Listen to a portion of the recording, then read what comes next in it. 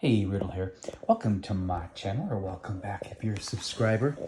This is a new thing in our society, and something I haven't heard a lot of artists voicing their opinion about yet, but I'm going to be the first to call this out because I think it's really unfair and utter and complete bullshit.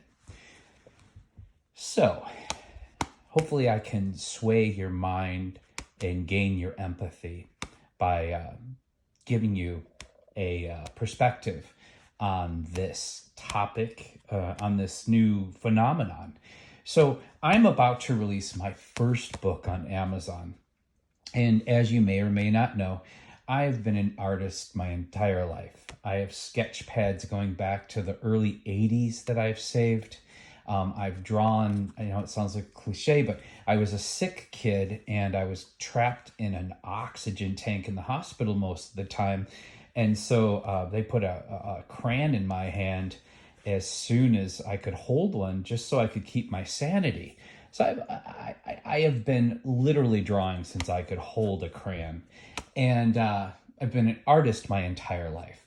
And when you're an artist, you make huge sacrifices to follow your passions.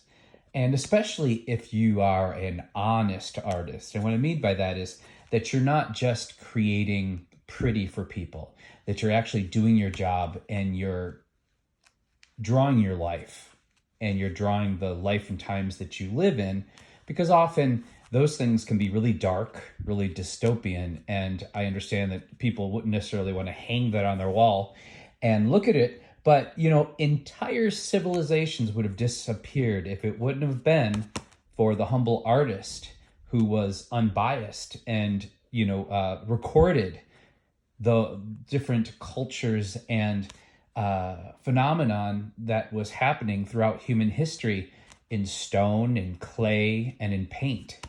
So that being said, this is my first book that's going to be going up on Amazon, and I hand illustrated every part of this book. Not only did I hand draw every drawing, but I also hand drew all of the filigree and all of the fonts.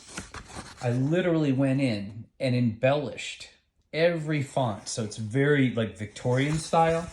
And the reason I'm bringing this up to you, and this isn't actually a book, a video to promote my book, what it is to show you that now you have all of these people who are just trying to make money, and they're using the AIs to generate art, and they're selling this art to you, the consumer.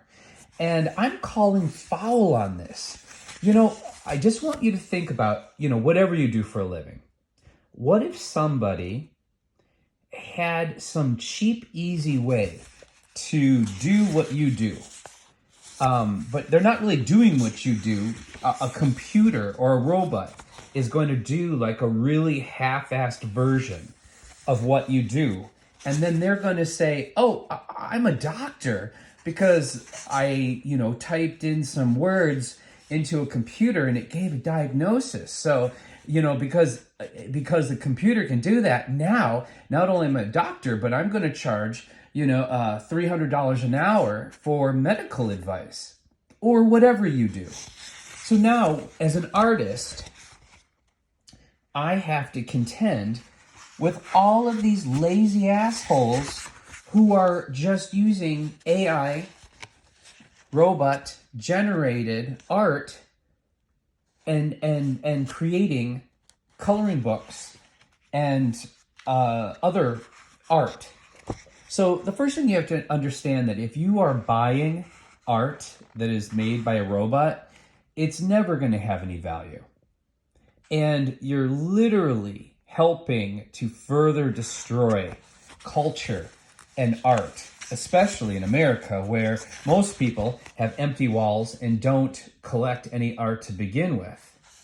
So this book, particularly, is a journal. It's a diary, and it's a love diary, and it's supposed to cover the loves and the experiences that you have throughout your entire life.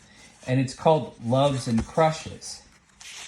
And so it starts with who this book belongs to, and you get to rate your name, to personalize it.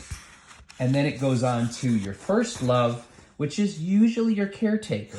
It's your mother and father, or your mother and mother, or your father and father, or your grandparents. Whoever raised you is usually your first love. And then it goes on to childhood loves and crushes. And you would write in here whomever's name you remember that you first felt those type of emotion towards. And then I tried to give images and text that was non-binary and non-racial. So this book invites male, female, and everyone in between, and every race of people to celebrate their love.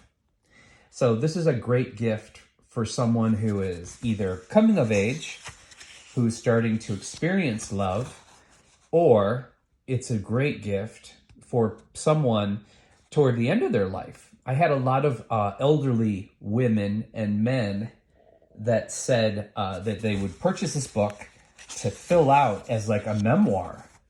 And then they would pass the book on to someone in their family. So it would literally be like a historical document, which I thought was a really cool idea. Really cool idea. And I tried to, cover a lot of our modern topics also. Maybe you got a crush on someone where you go to church. And you could write that in here. Maybe someone that you played sports with. Maybe someone online who you never actually ever met. But that's a modern phenomenon that we may chat with people and get very, very close to them emotionally. And the topics go on. And there's a lot of modern gaming loves. And it goes on and on. It's a really neat book, I think. But my main point of this video is to show you that I hand drew every single one of these images. And it took a lot of time, and it took a lifetime of experience and practicing to come up with my own style and perspective, and to learn to line draw without having to erase. So please have respect for other people's occupations, and don't allow the AI art robot phenomenon to destroy me, to destroy other artists. Because just because you can write in some text and press some buttons, that does not make you an artist. That makes you lazy. And the people who are capitalizing on coloring books and art that are using AI to do so, I'm going to just give you the middle finger, because it's unfair to those of us who've paid our dues and have valid creative intelligence, and we're willing to do the work and put the human emotion and the human touch into what art actually is. Because if you think about it, what other species, what other animal on the planet creates art? It's not just creativity. It's not a novelty. It's a valid form of intelligence that is fairly exclusive to human beings. And by invalidating those of us who are artists and doing it the cheap, easy way through technology, it's really, I feel, criminal. I think it's criminal. And I think it's very, it lacks morality. And that's it. I'm going to show you more about my book. I'll make an official video once this is just a proof of the book. That's an interesting learning curve here. When you publish on Amazon, you actually have to buy a copy of your book before you can sell it. And so you can proofread it and make sure all the printing and the layout and everything's okay. And the printer actually made some mistakes with this book because I had this beautiful 2-page hand-drawn cover page and then back page, and they messed it up in the front and only did half of it. And I worked really hard to draw this in a way that it could sprawl between 2 pages.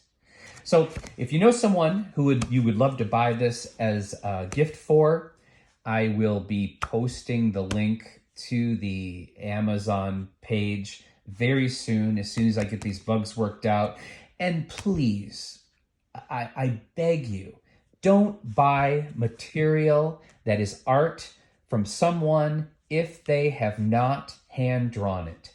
Don't be cheated, because that's really going to destroy a part of humanity that is, I believe, essential to the human experience and essential to respecting human intelligence.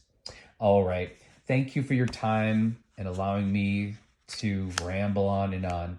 And please leave your comments in the box below and let me know, how do you feel about this? Is this just me?